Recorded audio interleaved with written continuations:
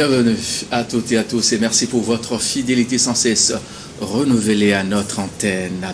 Le Centre de développement de l'Organisation de coopération et de développement économique OCDE a procédé le mercredi 9 avril dernier à Lomé à la remise officielle du rapport de l'examen des politiques de transformation économique du Togo. Le rapport a été remis par la directrice du Centre de développement de l'OCDE à la chef du gouvernement togolais, Victoire Sidemero Tomega Dogbe, représentante du président de la République, son Excellence, M. Faure Sozimna Nyasingbe. Quelques jours après, votre antenne reçoit 3 invités de marque pour creuser mieux le rapport, avoir une idée beaucoup plus succincte de ce rapport. Le premier sur ce plateau, Etri Omevor, il est le directeur du cabinet du Premier ministre. Monsieur le directeur du cabinet, bonjour et merci d'être là. Bonjour Mathieu. Comment merci. va la primature? Merci de nous recevoir sur ce plateau. Oui. Comme vous l'avez dit, Madame le Premier ministre a reçu le rapport. On reviendra bien évidemment sur les détails, c'est pour cela que nous sommes là. La primature est au quotidien dans le travail avec les administrations, les ministères et les autres acteurs de développement.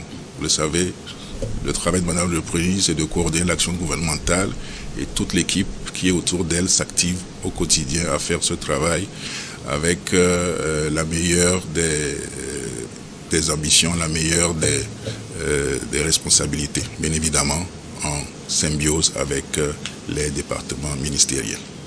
Parfait, je vous reviens dans un instant, bien sûr, pour la suite de cette émission. Le deuxième invité de marque sur ce plateau, son nom, Stéphane Bobier Akaya. Il est bien sûr le secrétaire général du ministère de l'économie et des finances. SG, bonjour et merci d'honorer notre plateau. Merci Mathieu, merci pour l'invitation. C'est toujours un honneur de partager les sujets d'actualité avec vous. On se fera un plaisir en tout cas d'apporter toutes les réponses à vos questions. L'honneur est partagé puisque ça fait un moment. Je vous ai encore reçu pour le compte bien sûr de l'actualité dans notre pays, le Togo. Le troisième invité, son nom, professeur Maoli Kouchouro, doyen de la faculté des sciences économiques et gestion à l'université de Lomé. Professeur, merci d'être là.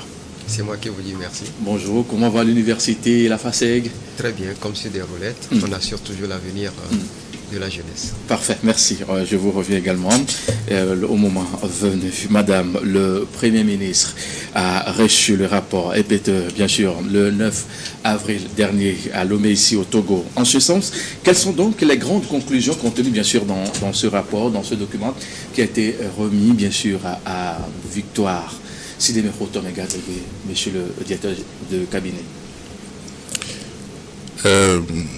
L'examen des politiques de transformation économique que le Centre de développement de l'OCDE a réalisé avec le gouvernement togolais, c'est une étude, c'est une analyse très fine qui a pour objet d'analyser, discuter, évaluer les politiques économiques des pays qui sont membres du Centre de développement de l'OCDE afin de pouvoir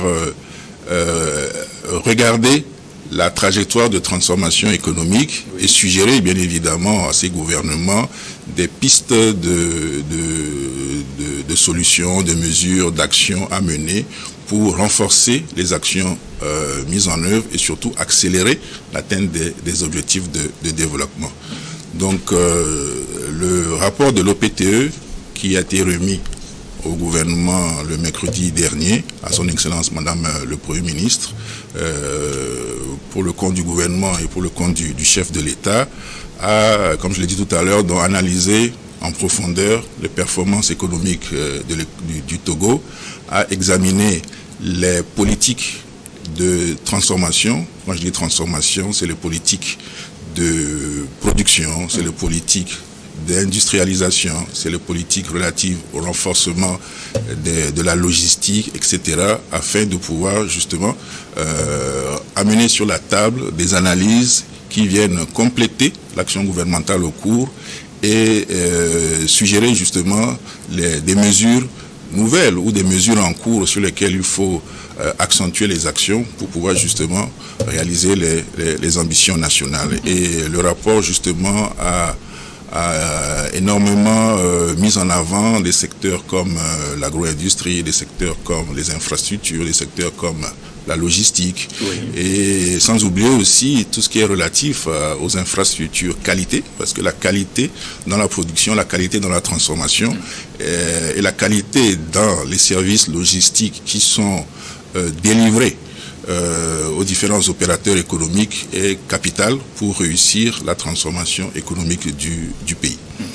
Et le rapport a surtout mis en avant les avancées, reconnu que le Togo est sur une bonne trajectoire, reconnu qu'avec la feuille de route gouvernementale, les ambitions portées par les plus hautes autorités de notre pays, à travers son Excellence, Monsieur le Président de la République, sont bien ficelées pour permettre au Togo de progresser le plus rapidement possible sur les sentiers du développement, sur le plan économique, sur le plan social, mais surtout en mettant en avant les questions relatives à l'inclusion économique et sociale. Et en fin de compte, le rapport est revenu sur certaines suggestions qui sont des natures sur lesquelles plutôt, j'allais dire, le gouvernement doit continuer à travailler pour accentuer les actions en cours. Comme je le disais, c'est le développement inclusif et social, c'est la diversification de l'économie, c'est les innovations dans la transformation, c'est également la capitalisation sur le digital, sur le développement des start-up, et c'est également tout ce qu'il faut faire pour renforcer les partenariats aussi bien au plan national qu'avec les acteurs internationaux pour que dans la construction des leviers de transformation, nous puissions ensemble avec les acteurs de développement, qu'ils soient gouvernementaux, du secteur privé, de la société civile et des partenaires techniques et financiers consolider notamment la marche vers le développement inclusif et social. Parfait. Monsieur le secrétaire général, bien sûr, du ministère de l'économie et des finances, vous étiez à ce rendez-vous, j'ai parcouru les images et j'ai vu que vous étiez content, à vue d'œil, bien sûr, dans les images que j'ai eu à apprécier. Et quelle analyse vous avez fait bien sûr de ce rapport, parce que vous aussi vous avez essayé de parcourir bien sûr ce rapport, et qu'est-ce que vous avez retenu concrètement et qu'est-ce qui vous fait tellement qui vous donne la joie et qui vous fait sourire, ce sourire là quand on essaie un peu d'analyser un peu les différents domaines que le directeur de cabinet vient de toucher. Merci Mathieu. Non, bien évidemment on ne peut que sourire quand on regarde ce que l'OCDE dit, parce que nous constatons que l'OCDE confirme les progrès notables et les avancées considérables que le Togo a fait sur les 15 dernières années. Parce que avoir une institution comme l'OCDE, qui est une institution crédible et qui justement travaille de concert avec l'ensemble des nations pour s'assurer d'une bonne implémentation des politiques publiques, et qu'au Togo, cette institution confirme les avancées que nous avons eu à obtenir, c'est un vrai réconfort, notamment pour les acteurs de ces avancées. Et je voudrais simplement préciser que ces avancées permettent au pays de rester sur une trajectoire de transformation structurelle continue et qui s'exprime notamment par la croissance du Togo qui est restée robuste et forte sur les 15 dernières années. Nous parlons d'une croissance pratiquement de 5,5% et au-delà sur toute la période, malgré la superposition des crises que nous avons connues. On peut en citer quelques-unes, notamment la crise de la Covid qui s'est enchaînée avec la crise russo-ukrainienne et la crise des tensions inflationnistes sur les marchés, et aussi la crise récemment sécuritaire, qui sont toutes des crises qui donnent des maux de tête aux gouvernants. Et donc, je pense que le Togo, avec cette capacité à contenir les crises, mais tout en maintenant la croissance à un niveau très élevé, permet d'avoir des résultats sur le plan social assez importants. Donc je voudrais simplement rappeler que malgré cette croissance, en tout cas ces crises de cette croissance qui sont quand même assez importantes, le social a été effectivement touché, notamment quand nous prenons le taux de pauvreté par exemple. Le taux de pauvreté a continué par baisser malgré la crise. Parce que avant la crise, nous étions pratiquement à 45,5% de taux de pauvreté. Je rappelle que en 2006, nous étions à 61,5% et nous avons décru pratiquement de 20 points de pourcentage pour arriver à 43,5% avant la crise de 2020. Et malgré la crise, le taux de pauvreté a continué par baisser et on est autour de 43,5%. Donc ça prouve que les politiques sociales que nous avons eu à mener au cours de cette période ont eu des impacts assez importants. Je veux rappeler certaines mesures. Les mesures notamment comme Novici qui ont permis d'octroyer notamment des transferts aux populations ont eu un impact assez significatif sur le maintien des filets de sécurité. Oui. Et aussi, je voudrais rappeler aussi que sur le plan de l'emploi, l'emploi continue aussi par progresser et le taux de chômage a continué par être réduit, notamment par l'ensemble des politiques publiques qui ont été menées dans les secteurs. Alors, une fois ceci dit, c'est que ce que le rapport aussi rappelle, c'est que ça ne s'est pas fait sans conséquence sur les finances publiques. Parce que les finances publiques, effectivement, en ayant cette orientation sociale pour justement contenir la crise, nous avons vu les déficits qui se sont augmentés, notamment en 2022 où un déficit de 8,6 que nous avons connu. Mais en même temps, le gouvernement a pris des mesures pour enchaîner avec une décroissance de ce déficit-là. Donc nous sommes partis pratiquement des déficits de 8% et aujourd'hui nous avons des déficits publics qui sont assez faibles, notamment 5,9% l'année passée. Et pour cette année, le budget qui a été voté prévoit un déficit de 3%. Okay. Donc pratiquement en moins de 3 ans, le gouvernement a pu implémenter des politiques publiques qui ont permis justement d'assainir les finances publiques et de s'assurer que nous restons sur un sentier vertueux de consolidation budgétaire tout en maintenant les réformes nécessaires pour renforcer les capacités des populations à produire de la richesse. Et c'est ce que le rapport dit. Le rapport dit effectivement, si le Togo a pu faire ses prouesses en cette période difficile, donc nous avons construit plus ou moins les pilotes ou les bases de la transformation structurelle de l'économie, parce que de plus en plus, nous voyons l'émergence d'une catégorie d'acteurs de l'économie qui peuvent justement constituer la classe moyenne que nous recherchons. Parce que quand on parle de transformation structurelle, c'est la capacité des pays à faire passer des populations à bas revenus à des populations à moyen revenu. Et quand vous avez une population à moyen revenu qui est plus importante, vous arrivez à assurer une transformation structurelle de façon permanente. Donc, c'est ce que le Togo est en train de faire. Et vous allez voir que dans la structure aussi de nos finances publiques, ce qui se passe, c'est que nous avons un relais, en tout cas progressif, de l'investissement public par l'investissement privé. Parce que, vous savez, la croissance s'explique généralement par le montant des investissements qu'il y a dans l'économie et généralement, quand on prend la croissance des années entre 2010 et 2020, vous allez voir que cette croissance est constituée par les investissements publics. Okay. L'État a investi énormément dans les infrastructures et c'est ce qui a généré la croissance. Mais à partir de 2021, la croissance est plutôt privée. C'est-à-dire que l'investissement privé commence par prendre la place de l'investissement public. Donc ça veut dire qu'il y a plus d'investissements privés et ça se démontre notamment par l'investissement sur la PIA par exemple, où pratiquement en 2020, en pleine crise, plus de 250 millions de dollars ont été investis. Et malgré qu'il y a de l'incertitude sur les marchés, les partenaires ne voulaient pas investir parce qu'on ne sait pas trop ce que la crise devait nous démontrer. On remarque finalement que le Togo a fait l'objet de confiance auprès des investisseurs pour mettre en place ce genre d'investissement structurant. Donc, je dirais que le rapport vient confirmer, encore une fois, que le Togo a pu mettre en place des politiques publiques solides qui permet justement de garder le sentier de la transformation structurelle. Merci bien. Bravo, Stéphane Akaya. Vous êtes bien sûr le secrétaire général du ministère de l'économie et des finances. Sur ce plateau, on a également un enseignant-chercheur, bien sûr, de l'Université de Lomé. On va apprécier le rapport avec un enseignant-chercheur de les amphis, comme vous avez l'habitude de nous montrer. Vous avez lu le rapport. Vous avez essayé de parcourir ce rapport de fond en comble. En substance, 1-2 minutes au plus. Oui, pour vos étudiants. Oui, le rapport fait un diagnostic de la situation économique actuelle du Togo, donc donne une photographie et a le mérite d'actualiser les données sur l'économie togolaise, ce qui nous permet de comparer les données par le passé par rapport aux réalités actuelles. Donc, ça nous permet d'avoir une certaine tendance de l'économie togolaise.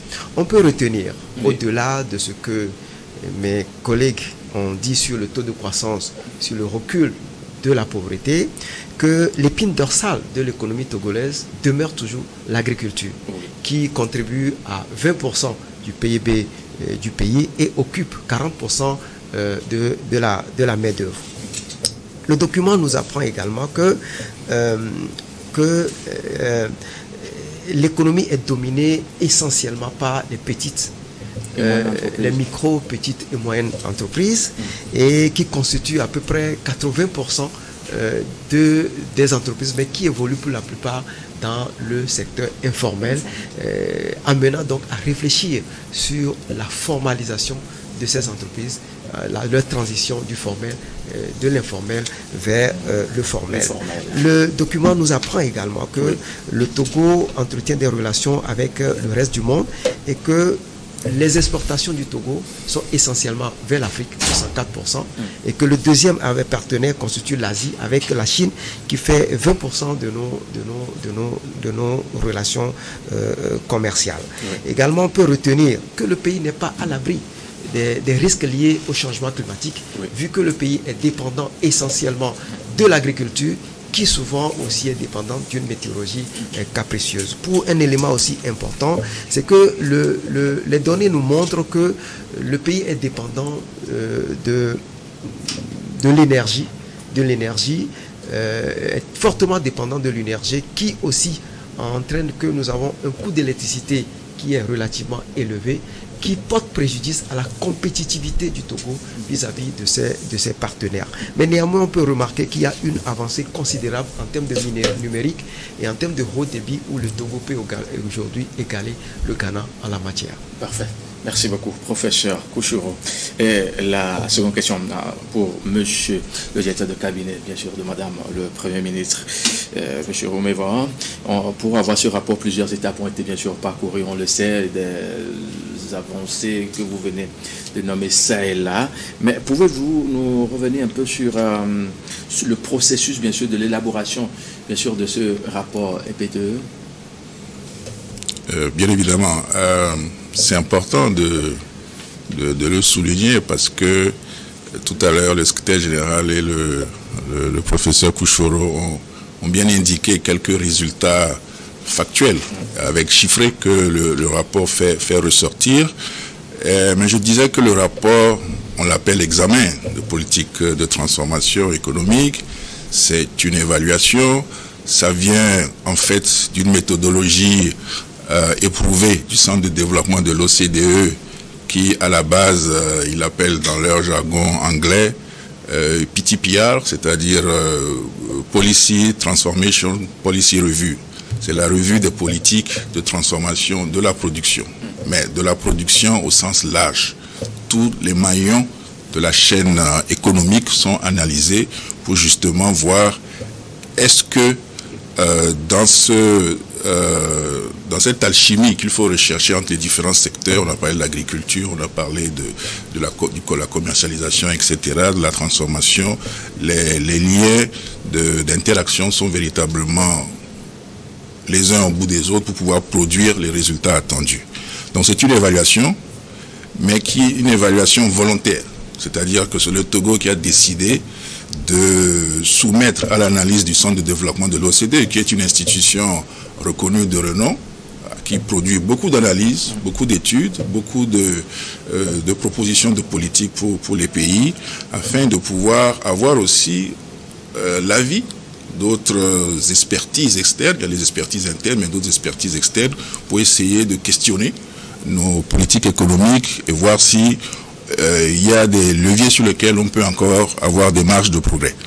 Donc, c'est une évaluation, mais c'est un processus participatif. Ça veut dire que ce n'est pas le centre de développement de l'OCDE qui a commis des experts qui sont restés à Paris, parce que le centre a son siège à Paris pour faire ces analyses. Certes, il y a des experts, mais qui ont travaillé de manière très étroite avec des experts nationaux, qu'ils soient de l'administration publique, qu'ils soient représentants du secteur privé, qu'ils soient représentants des partenaires techniques et financiers, pour pouvoir justement s'assurer que tous les secteurs d'activité sont analysés et les plus importants sur lesquels le Togo peut se fonder pour la transformation économique sont bien analysés. Donc c'est un processus participatif et pour ce faire, nous avons mis en place des groupes de travail au niveau stratégique et technique qui a d'ailleurs inclus beaucoup de secrétaires généraux des ministères, finances, agriculture, transport, énergie, logistique, le secteur de la logistique, etc., économie numérique, etc., mais aussi des experts nationaux au niveau technique. Par exemple, tous ceux qui sont responsables de la planification dans ces administrations ont été étroitement impliqués. Parce que c'est une analyse, c'est une évaluation, mais c'est aussi un regard qu'on porte sur le système national de planification du pays. Donc, il y a eu des comités techniques qui ont travaillé. Il y a eu des consultations avec le secteur privé. Le secteur privé dans toute sa composante, les grandes entreprises comme les TPME. Professeur Couchereau le soulignait à juste tout à l'heure que un gros maillon sur lesquels doivent se fonder les politiques de transformation, ce sont les TPME. Et justement, les experts de l'OCDE qui ont fait plusieurs missions de terrain ici au Togo ont eu même des ateliers avec des TPME pour pouvoir justement mieux comprendre les défis, mieux regarder leurs enjeux et suggérer des pistes qui s'accommode véritablement avec les réalités du Togo. Il y a eu même des consultations avec les partenaires techniques et financiers. Il y a eu même des visites de terrain des experts de l'OCDE. Ils sont allés à la plateforme industrielle d'Adétikopé, ils sont allés visiter le port, ils sont allés sur le terrain même jusqu'à Kara pour voir les sujets des agropoles, etc. etc. Oui. Donc c'est vraiment une méthodologie participative qui inclut la partie nationale dans ses différentes composantes pour s'assurer que les données qui sont fournies à leur analyse sont des données bien sûr actuelles, mais que l'évaluation, l'analyse qui est faite en retour soit bien fondée sur les réalités du pays. Donc il y a une contextualisation qui a été faite et tout ça nous a pris un peu plus de 2 ans parce que la participation, oui, c'est comme je le disais, c'est pas une étude qui est faite ex nihilo, mais c'est un processus participatif. Donc à chaque étape, au fur et à mesure qu'on avance, on s'assure que les analyses qui sont faites sont de nature à aider le Togo à questionner ses politiques, à aider le Togo à identifier des leviers d'action, à aider le Togo à sortir véritablement dans les détails des sujets sur lesquels on doit peut-être travailler beaucoup plus pour garantir l'accélération de la transformation. Mais je voulais aussi souligner que le centre de développement de l'OCDE n'a pas travaillé seul. Dans leur méthode, le centre collabore toujours avec d'autres institutions internationales.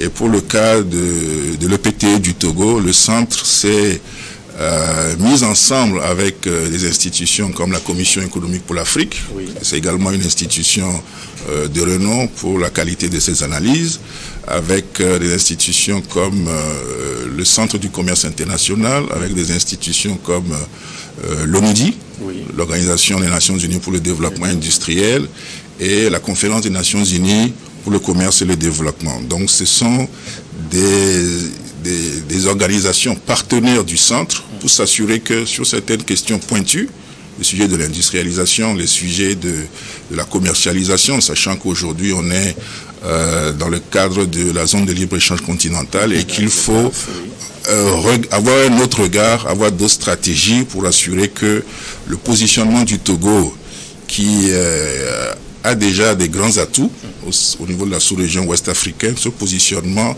se reflète également au niveau continental pour justement assurer que l'économie togolaise arrive à tirer les meilleurs profits, les meilleures opportunités de la zone de libre-échange continentale. Dernier élément que je voulais également souligner, c'est que dans l'approche méthodologique, il y a ce que le Centre de développement a appelé des analyses par les pairs. C'est-à-dire qu'ils essaient de choisir avec le pays, avec le Togo, quelques pays qui ont peut-être eu des défis similaires, qui sont parvenus à les surmonter pour que ça puisse permettre de partager un peu leur expérience. Et dans le cadre de cette PTE, le Togo et les CDE ont énormément collaboré avec 2 pays, l'île Maurice et puis le Vietnam, qui ont tout au long de ce processus partagé leur analyse. Ils sont même venus avec les équipes du Centre de développement en mission sur le terrain. On travaillait avec toutes les entités que j'ai relevées tantôt afin de non seulement partager l'expérience du Vietnam, par exemple, sur les questions d'innovation, de développement des startups, c'était très enrichissant, ou bien de l'île Maurice qui a réussi des progrès considérables dans la transformation en mettant l'accent sur les systèmes de gouvernance, de suivi, etc.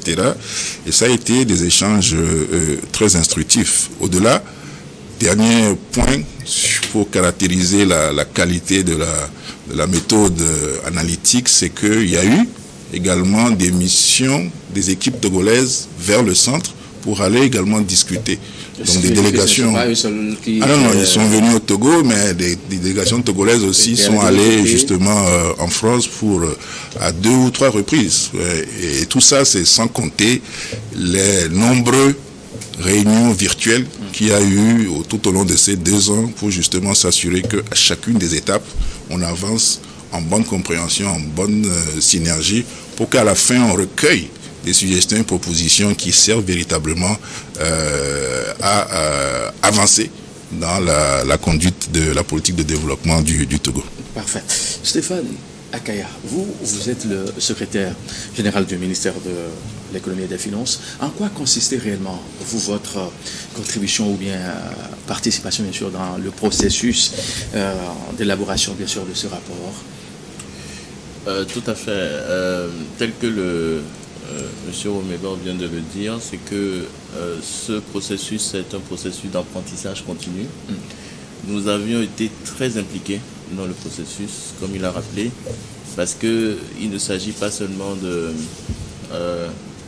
laisser l'OCDE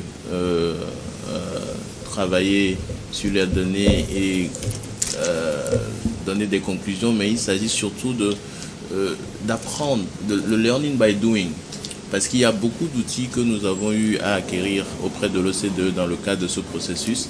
Et ces outils permettent aujourd'hui d'améliorer notre capacité à formuler les politiques économiques. Et je pense que les résultats qui sont présentés dans ce rapport sont des résultats partagés par l'OCDE et par le gouvernement togolais. Et je dirais surtout que ce qui était impressionnant dans ce processus, c'est de voir comment nous mesurons aussi les capacités d'analyse du Togo avec les capacités d'analyse de l'OCDE. Et comme l'a dit encore une fois monsieur le directeur de cabinet, c'est que le Togo a été très impliqué. Oui. Nous avons même eu un économiste qui était basé pleinement en France et qui a travaillé sur toute la durée, sur toute la période. Carrément, hein? Oui, pendant les 2 ans, ah, oui. Un économiste togolais était là auprès. Pourquoi? Justement pour travailler de façon itérative avec l'OCDE, pour aussi apprendre les outils de l'OCDE en matière d'analyse, puisque le processus est d'autant plus important que le produit. Pour nous, c'est ça. C'est-à-dire que ce n'est pas tant d'avoir le rapport, mais est-ce qu'à la fin du rapport, est-ce qu'on peut capitaliser sur certains acquis? Et aujourd'hui, je pense que l'OCDE nous a apporté plein d'outils d'analyse et donc c'est quelque chose qui nous semble très important. quelque chose qui me semble aussi très important à relever, c'est que l'évaluation avec les pairs, ça n'a pas... On ne peut pas tout dire dans le rapport, mais c'était une expérience inouïe parce que vous discutez avec les pays comme le Vietnam, avec les pays comme l'île Maurice, les pays comme le Singapour, qui ont des profils économiques plus ou moins similaires et qui ont des enjeux de développement qui sont similaires.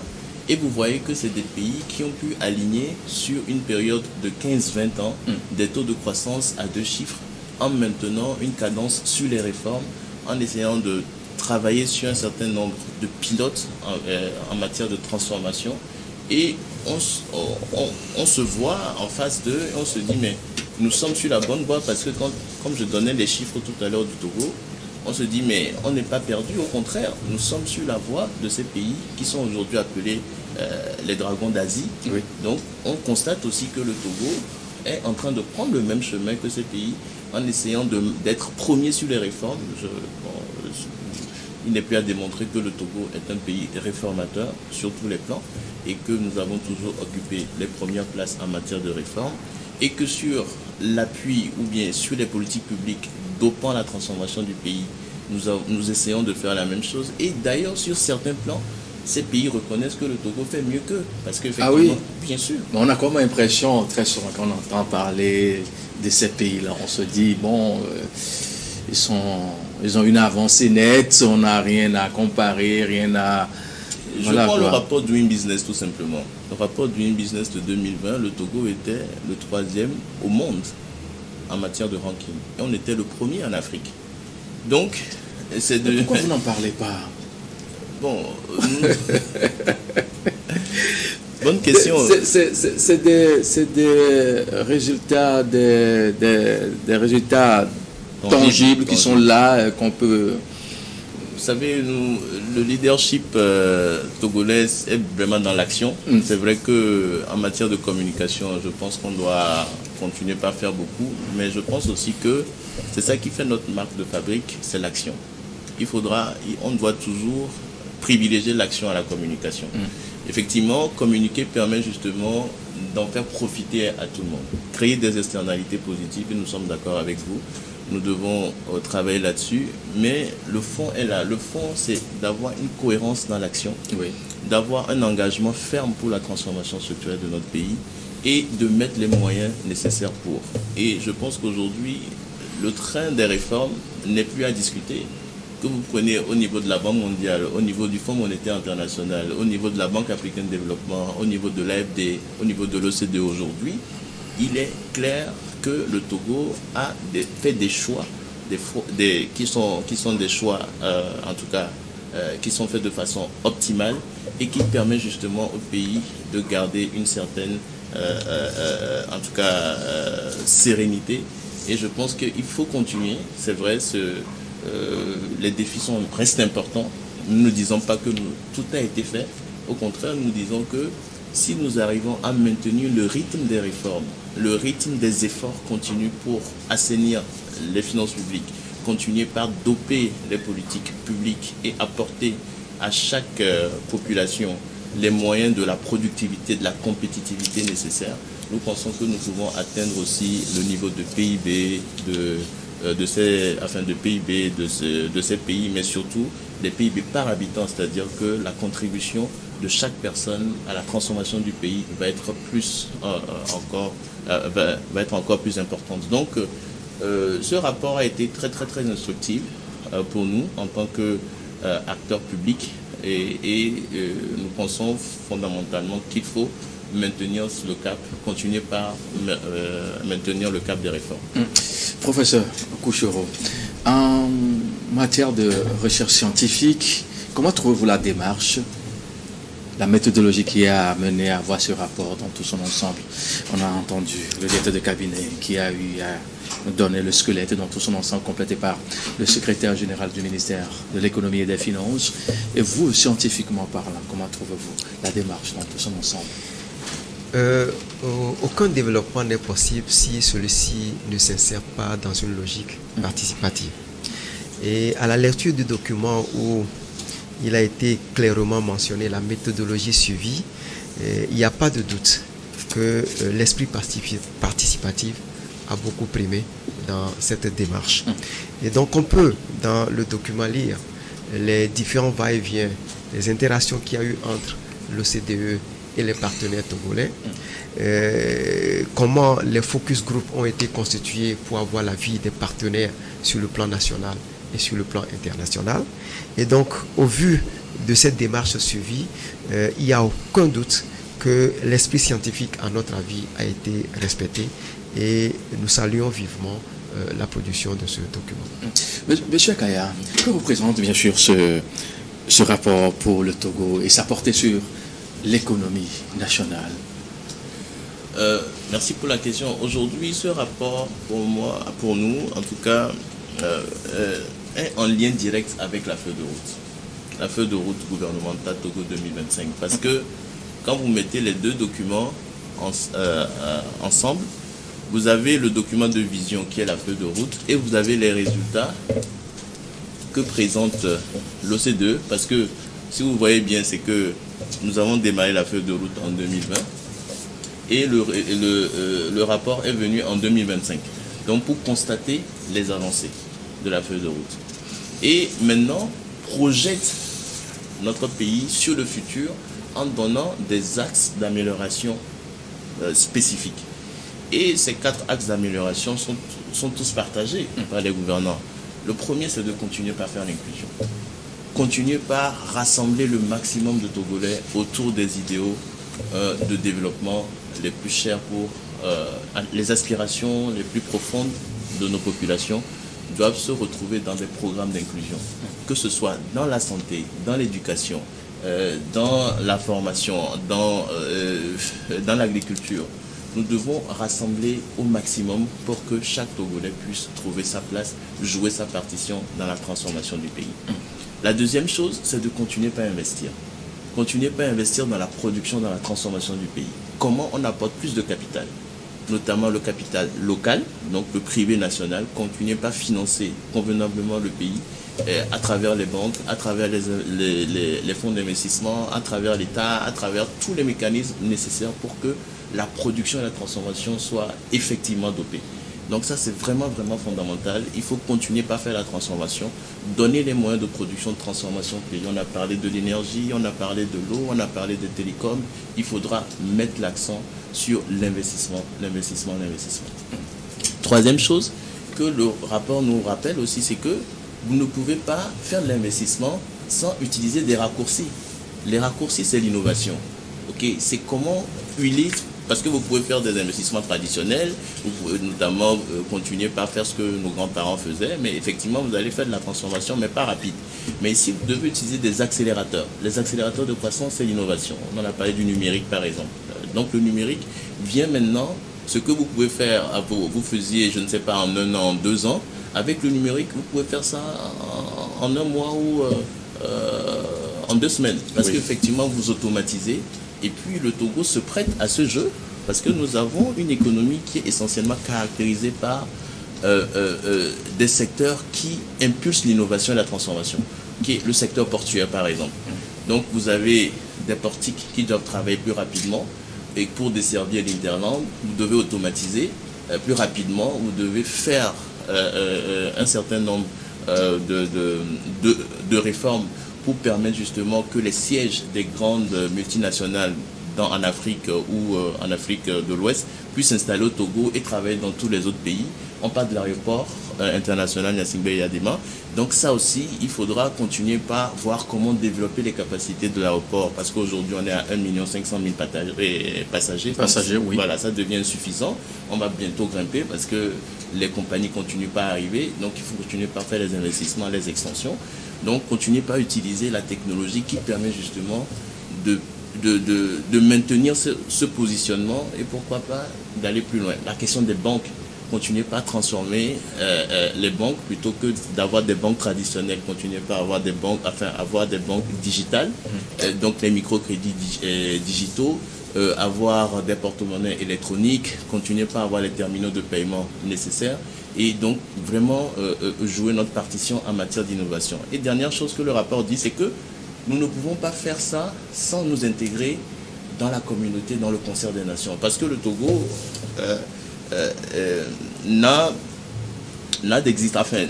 ne peut exister que par les pays qui l'entourent.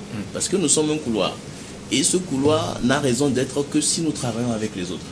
Et donc, le partenariat avec le Bénin, avec le Ghana, avec le Burkina, avec l'ensemble des pays de la sous-région, avec l'Afrique et donc avec le monde entier, nous devons maintenir cet ADN de dire que le Togo appartient à tous et nous devons pouvoir travailler avec l'ensemble des institutions internationales aussi, qui est aussi très important.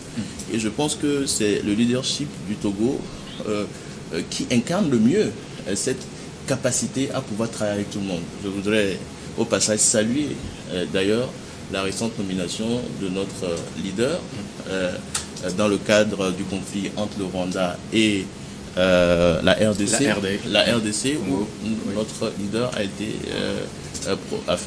nommé comme médiateur pour montrer le sens de l'appartenance à tous et qui est nécessaire pour que le Togo puisse continuer par assumer cette prérogative de pays transformé, de pays leader. Merci. Parfait.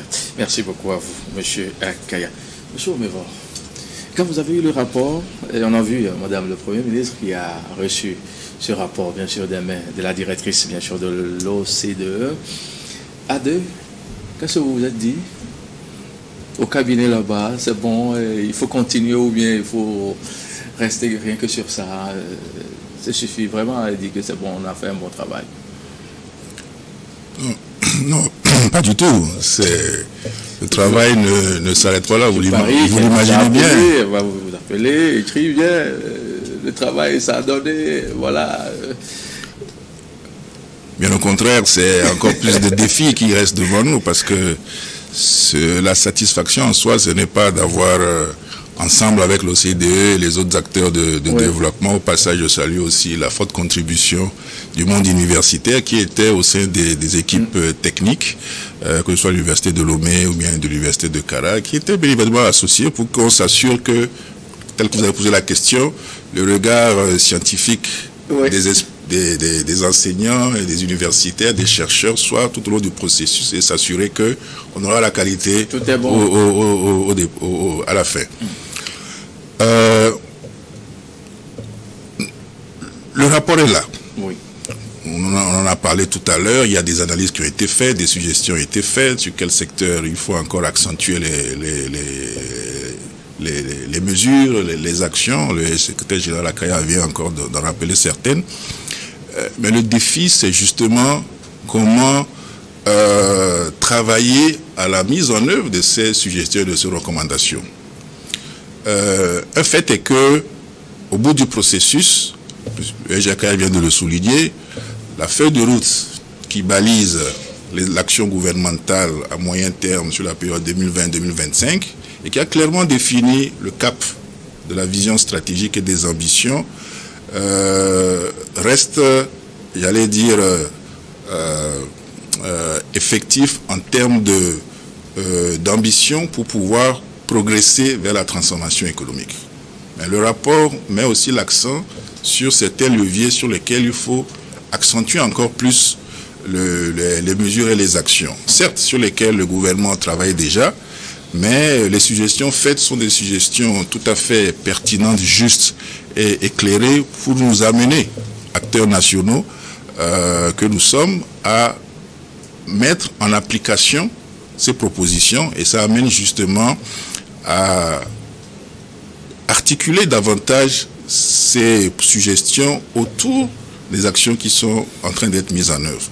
Et le rapport aussi vient à un moment où la feuille de route 2020-2025 est finissante et ça laisse la place à une nouvelle génération de feuilles de route. Donc toutes ces suggestions seront capitalisées dans la réflexion en cours pour définir les ambitions sur lesquelles les prochaines années, sur lesquelles on va se projeter au niveau sur les prochaines années afin de pouvoir poursuivre l'élan en cours. Donc ça amène encore un travail approfondi à faire avec les ministères, en symbiose avec le secteur privé, parce que aujourd'hui, comme c'est dit, on ne peut produire, transformer si on ne crée pas des bons partenariats pour l'investissement et pour justement l'accélération de la transformation. Donc au-delà de la satisfaction d'avoir au bout d'un processus d'environ 2 ans sorti un rapport, c'est justement le défi de travailler à concrétiser les choses pour que toutes les analyses qui ont été faites et qui sont ressorties des réflexions faites par beaucoup d'acteurs, beaucoup d'experts, nationaux comme internationaux, ne restent pas juste dans le rapport, mais se concrétisent à travers des actions. Donc avec le ministère, nous avons commencé déjà à poursuivre la réflexion pour justement essayer de restructurer les suggestions, les propositions autour des actions en cours pour voir les leviers sur lesquels il faut véritablement s'accentuer. Donc le rapport est là, mais c'est surtout comment on travaille ensemble de manière participative justement pour capitaliser sur les propositions, les recommandations et mettre en pratique dans le contexte justement de la nouvelle génération de la feuille de route et des actions qui vont se poursuivre pour continuer la marche vers la transformation, le développement inclusif et durable. C'est bien, on a eu votre explication, merci beaucoup pour ces précisions, c'est là. Des avancées économiques, on en a eu, vous avez eu à toucher pas mal des avancées contenues bien sûr dans ce rapport. Maintenant, pour redynamiser l'économie nationale, l'État a mis en place plusieurs mécanismes avec les partenaires techniques et financiers. Pouvez-vous nous rafraîchir un peu la mémoire avec quelques-uns et ce qui fait la spécificité bien sûr de chacun? Monsieur Pobien. Merci beaucoup. Merci pour la question. Nous saluons, nous profitons de cette tribune et de cette occasion pour saluer vraiment l'apport considérable des partenaires techniques et financiers à la croissance et à la transformation de notre pays. Et je pense que au nombre des résultats que nous avons, je pense qu'il faut saluer vraiment aussi la qualité de cette coopération internationale qui nous conforte, en tout cas dans notre, comme je le disais tout à l'heure, dans notre idéal de travailler avec toutes les bonnes volontés pour arriver à ces résultats. Je commencerai, bon, on ne pourra pas tout citer, quelques-unes. Et je m'excuse si j'oublie certaines réformes qu'on a pu faire avec certains partenaires, mais je commencerai d'abord par le Fonds monétaire international, le FMI. Qui est le partenaire leader, je dirais, parce que c'est le partenaire qui structure un peu en matière de politique économique les grands agrégats, avec 3 éléments très importants. La trajectoire de croissance, la trajectoire de déficit et la trajectoire de la dette, qui sont les principaux leviers macro de la politique économique. Et je pense que la confiance que le Fonds monétaire international fait aux politiques publiques au Togo est un élément fondamental. Et donc, cette coopération nous a permis justement de maintenir cette croissance très forte, mais d'assurer aussi une trajectoire de déficit qui est soutenable, donc comme je le disais, 3%, et ensuite de s'assurer que la dette aussi est soutenable. Donc, je pense que c'est quelque chose qu'il faut marquer comme réforme. Oui. Ensuite, je pense qu'il y a aussi la Banque mondiale, parce que bon, c'est des sœurs, c'est des partenaires. Voilà, donc on ne parle pas du fonds sans la banque. La banque, c'est du côté du développement. Et ce qu'il faut dire là-bas, c'est que je me rappelle dans les années 2014, 2014-2015, la coopération avec la Banque mondiale était, je dirais, les enveloppes étaient très faibles.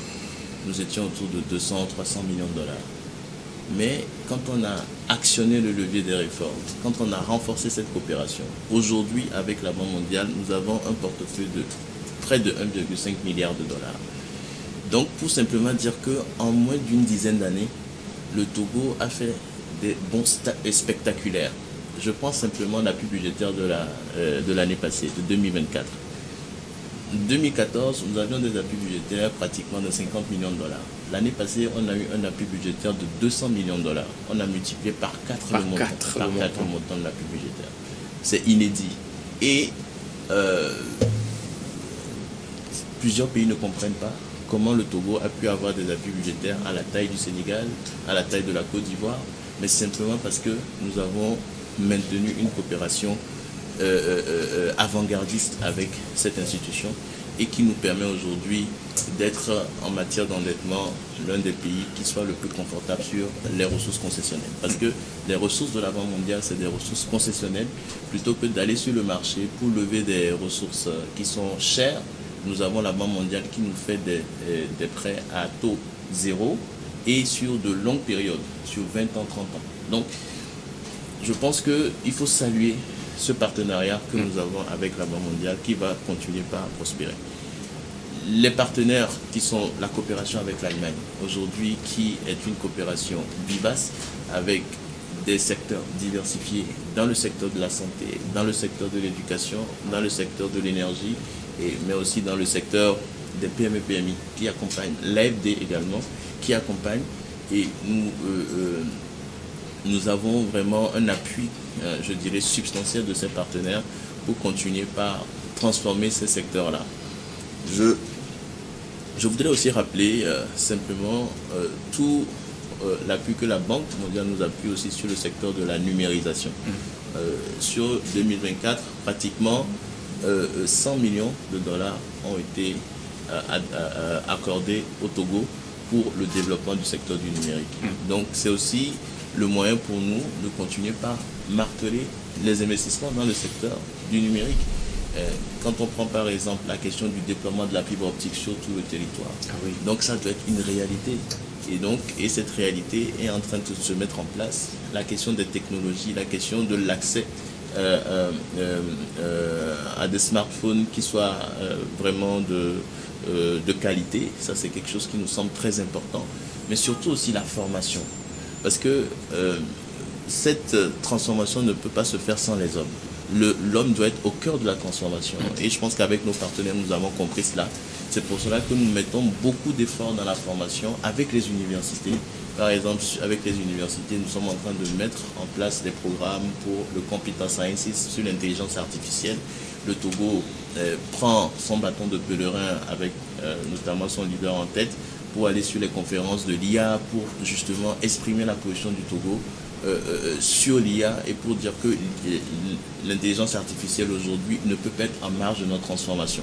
Donc nous faisons tout pour que, en tout cas avec l'appui de nos partenaires, pour que le Togo reste sur cette trajectoire de transformation. Alors je finirai sur l'investissement privé, parce que c'est très important. De plus en plus, nous commençons par voir l'importance de l'acteur privé national. Ça, c'est très important. Nous ne pouvons pas réussir sans le secteur privé national. Et aujourd'hui, le gouvernement s'est vraiment engagé pour créer un dialogue fructueux avec à la tête de notre comité de concertation, Madame le Premier ministre, qui fait un travail énorme pour s'assurer que le secteur privé est aux côtés du gouvernement. Et c'est une réalité. Et pas plus tard que ce matin, j'ai fait l'inauguration du siège de l'UPRAD, qui est en tout cas l'interprofession des commissaires en douane, qui envisage de construire un siège d'un montant de 5 milliards de francs CFA. Oui. Vous voyez, une interprofession. Donc, qui va créer un siège, enfin, qui va bâtir un siège de 5 milliards. Et je donnais l'exemple, si on a à peu près une centaine d'interprofessions, si on a au moins la moitié qui crée des sièges de 5 milliards, qu'est-ce que Lomé sera? Qu'est-ce que le Togo sera? Donc, c'est ça la vision, c'est la concrétisation. On pense souvent que c'est l'extérieur qui peut le faire. Non, je pense que nous sommes capables. Et le secteur privé national est capable. Et le gouvernement croit au secteur privé national. C'est pour ça que nous créons ce cadre de concertation. Nous avons créé ce cadre de concertation et nous continuerons à travailler avec le secteur privé national pour que le rêve togolais se réalise. Merci. Parfait. Merci beaucoup à vous pour ces explications. C'est là qui nous ont aidé à avoir le cœur net en matière, bien sûr, de ces réformes opérées. C'est là. Mais en attendant de retrouver le professeur, je me tourne vers M. Omevor.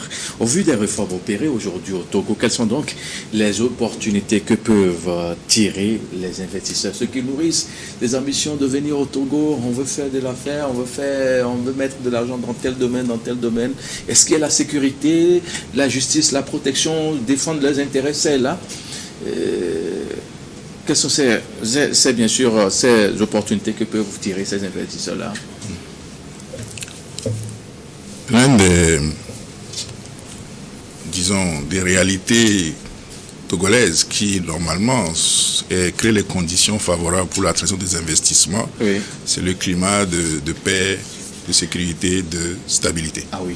Ah oui, Ça, je on est pense champion dans la sous-région. Oui, parce que là, il faut saluer véritablement le leadership du chef de l'État qui, au quotidien, travaille pour préserver la stabilité qui est indispensable pour que le climat des investissements puisse également être au rendez-vous. Le Doing Business, il y a quelques années, a déjà montré les efforts que le Togo a fait dans les réformes. Au niveau du potentiel portuaire, les récents classements montrent que le Togo a été et est même d'ailleurs le premier port en termes de performance au niveau de la sous-région, le 4e en Afrique. Et ça, c'est des avantages compétitifs que le Togo a.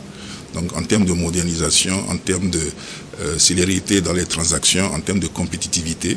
Et puis on a aussi la plateforme industrielle qui est aujourd'hui un levier pour le développement du tissu productif. Je parle de l'industrialisation. Et donc, qui a créé les conditions pour que des investisseurs, que ce soit dans différentes filières, dans le textile, dans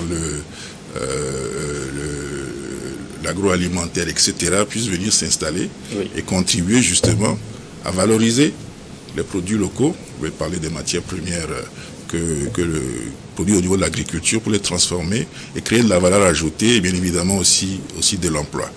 Donc les réalités sont là et le Togo offre des avantages compétitifs. Je parlerai aussi du potentiel portuaire parce qu'aujourd'hui le Togo est véritablement un hub logistique au niveau de la sous-région. Je dirais logistique, ça inclut la plateforme aéroportuaire, de même que les infrastructures portuaires. Et tout cela sert véritablement à créer les conditions pour attirer les investissements. Et sur ce plan, donc, nous pensons quand même que les avantages sont là. Les investisseurs ont un climat de confiance. Le Togo est un pays réformateur. Le Togo continue par travailler à améliorer ses procédures. Nous avons aujourd'hui au niveau du gouvernement énormément travaillé pour la digitalisation des process afin de les rendre beaucoup plus efficients, etc. Donc il y a beaucoup de choses qui se font qui normalement sont de nature à faciliter et à créer des climats de confiance pour les investisseurs. Mais véritablement, comme je le disais, la stabilité, la sécurité et la paix sont les avantages que le Togo doit pouvoir préserver pour que, au plan économique, effectivement, les investissements puissent parvenir. Et justement, dans ce contexte-là aussi, l'inclusion, le développement inclusif et social aussi reste véritablement un aspect qui permet justement de travailler aussi à ce que, au niveau de l'économie togolaise, il y ait des ressources humaines qui sont bien formées, entreprenantes, compétitives et qui sont aptes véritablement à être la main-d'œuvre dont les industries ont besoin pour pouvoir justement densifier le tissu productif. Parfait. Le professeur Kouchouro, quels sont donc les défis qui restent à relever pour un véritable essor économique du Togo? Vous êtes enseignant chercheur, vous analysez tous les jours les chiffres à l'université, dans les grandes conférences. C'est là. En matière de défis. Oui, peut-être avant d'aller vers les défis, nous pourrons partir d'abord des avancées économiques qui ouvrent la voie donc à ces défis. Nous en avons déjà cité comme la croissance qui est dynamique, nous avons le recul de la pauvreté. Tout cela combiné crée donc une demande interne qui offre donc des opportunités pour les entreprises. Je pense également que l'un des éléments très importants en termes de défis pour notre économie, c'est de se centraliser ou bien de mettre des efforts sur le capital humain, la formation. Et cette formation devait ouvrir la voie beaucoup plus à l'innovation. Parce que nous avons, qu'on le veut ou pas, nous avons un appareil productif qui parfois ne répond pas nécessairement aux besoins ou aux investisseurs privés. Donc il faut une compétence, il faut des ressources humaines qui répondent vraiment aux besoins en matière économique. Pour cela, les universités ont un rôle à jouer. Elles ont un rôle à jouer pour que leur formation puisse répondre, soit à l'écoute des besoins de l'économie. L'adéquation formation-emploi. Nécessairement, on n'a plus besoin de former, par exemple, des spécialistes en Victor Hugo. On n'en a pas besoin. On a besoin des gens, on a besoin de former des gens qui répondent aux besoins de la technologie. Oui. Et aussi, dans nos formations, il faudrait que nous ne soyons pas toujours des maintenanciers. Il faut qu'on forme des gens qui créent, des gens qui innovent. L'innovation, comme le dit Schumpeter, c'est ce processus-là d'institutions créatrices qui évoluent, qui contribuent à la croissance économique et au recul de la pauvreté. Et l'innovation n'a de sens que si elle se diffuse.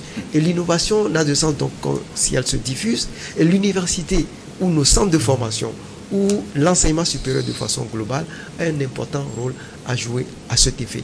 Pour cela, nous devons avoir des établissements qui puissent concentrer nos formations, changer nos curricula, faire en sorte que les parcours répondent vraiment aux besoins de cette économie qui veut être dynamique. L'économie doit pouvoir produire de sorte à être diversifiée.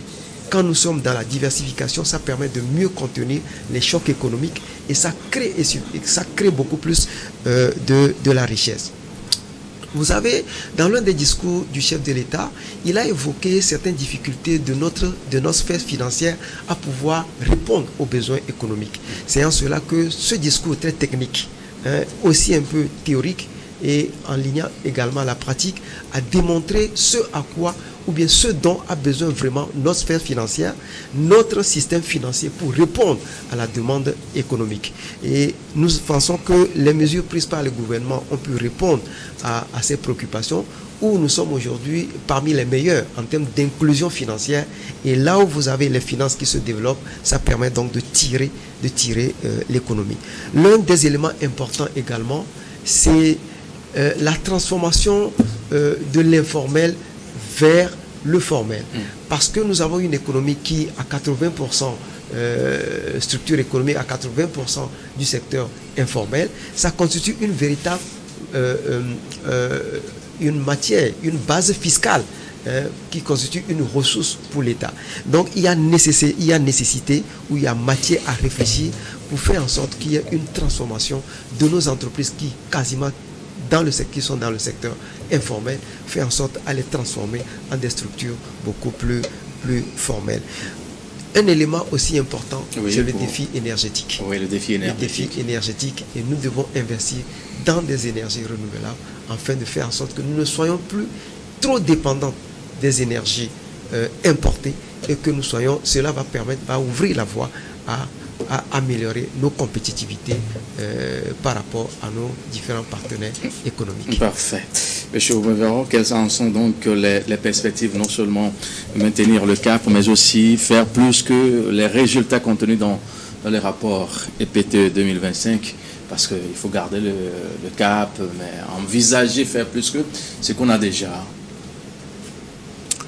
Oui, je pense que je le soulignais tantôt, il s'agit vraiment d'aller vers la capitalisation, la concrétisation.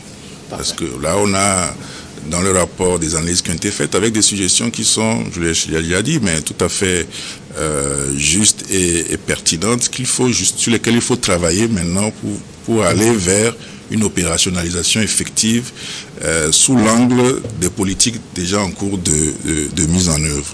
Le professeur a énoncé tout à l'heure des défis. C'est des défis, certes, qui sont devant nous, mais sur lesquels le gouvernement travaille déjà. Et donc le fait d'attirer encore l'attention sur ces aspects ne fait que accentuer effectivement l'intérêt de tous les acteurs pour justement avoir une démarche structurée et efficace pour pouvoir adresser progressivement ces défis-là.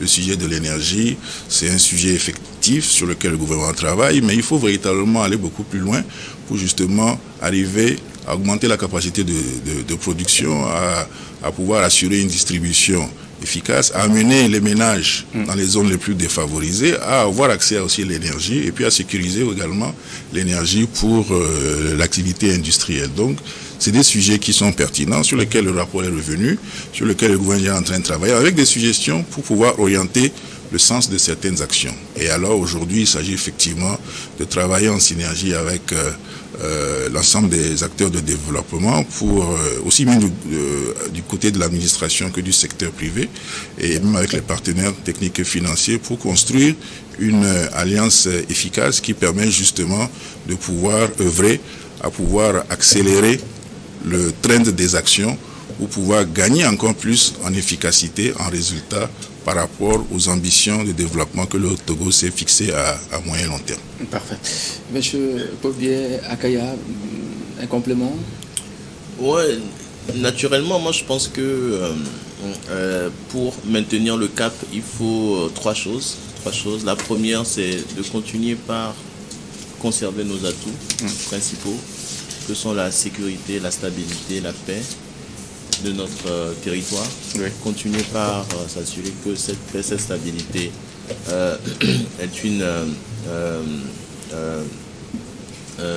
denrée rare aujourd'hui. Voilà, qui est une denrée rare et ne soit pas rare chez nous, au contraire, et que d'ailleurs ça contamine les autres. Donc avoir une sous-région apaisée. Et deuxième chose, réforme et investissement. Ça, c'est très important pour continuer par maintenir la trajectoire de la transformation. Et dernière chose, continuer par sophistiquer nos politiques d'inclusion pour que tout le monde puisse être servi. Professeur. Oui, je pense que de façon globale, oui. Le document nous informe que on tient toujours le cap. Mais ça fera l'objet d'un examen peut-être à l'université, à apprécier bien sûr le rapport. Bien sûr, que nous ayons nos étudiants aient beaucoup plus d'informations, sur les caractéristiques de nos économies. Ça va aider. Et en substance, bien sûr, pour ce rapport-là, que peut-on retenir d'une façon scientifique, universitaire? De façon globale, je pense qu'on maintient le cap, mais il y aura quelques tirs à rectifier. Et donc, au vu de la dynamique économique actuelle, au vu des réalités que le document a fait ressortir, ça veut dire que nous avons encore beaucoup à travailler sur certains points de l'économie pour faire avancer les choses. Mais nous sommes toujours en bonne voie. On est en bonne voie, mais il y a des efforts à faire de part et d'autre pour pouvoir être toujours dans cette dynamique. Merci beaucoup à vous. Je reçois en quelques secondes votre mot de la fin. Peut-être vous avez quelque chose à passer pour nous. Le meilleur reste à venir. Le meilleur reste à venir. Monsieur le secrétaire général du ministère de l'économie. Professeur, le meilleur reste à venir. Monsieur Omebor. Je voudrais saluer effectivement l'opportunité qui a été offerte de pouvoir entretenir un peu les téléspectateurs sur les défis de cet exercice d'examen des politiques de transformation économique du Togo. Saluer effectivement l'ensemble des parties prenantes qui ont pu travailler à cet exercice. Remercier aussi la New TV pour l'excellent travail que vous faites d'information et de sensibilisation. Et dire que nous avons beaucoup d'éléments sur lesquels nous devons travailler. Le développement n'attend pas et au quotidien, il faut avancer. Nous avançons ensemble, les défis sont là, mais la plus grande réussite serait de pouvoir progressivement transcender chacun de ces défis pour aller vers une transformation économique effective, mais une transformation économique qui garantisse une prospérité partagée et qui, en fin de compte, contribue à améliorer significativement les conditions de vie de nos populations. Parce que c'est pour cela que nous travaillons au quotidien, c'est pour la satisfaction des quotidiens des besoins de nos populations. Et donc, je pense qu'il y aura d'autres occasions pour pouvoir discuter davantage. Nous devons travailler avec le monde universitaire pour s'assurer que ces informations se diffusent, etc. Et donc, comme mes prédécesseurs l'ont dit, le meilleur reste à venir et nous devons bien évidemment œuvrer sans relâche à ce que nous puissions parvenir à cet avenir meilleur pour nos populations. Merci. Vous êtes Etri Omebor, directeur de cabinet de Madame le Premier ministre du Togo. Sur le même plateau, Monsieur Stéphane Pobier-Akaya. Il est le secrétaire général du ministère de l'économie et des finances. Et le troisième invité, professeur Maouli Kouchouro, doyen de la faculté des sciences économiques et de gestion à l'université de Lomé. Messieurs, mesdames, merci pour votre fidélité. Très bonne suite de nos programmes à vous tous et à très vite.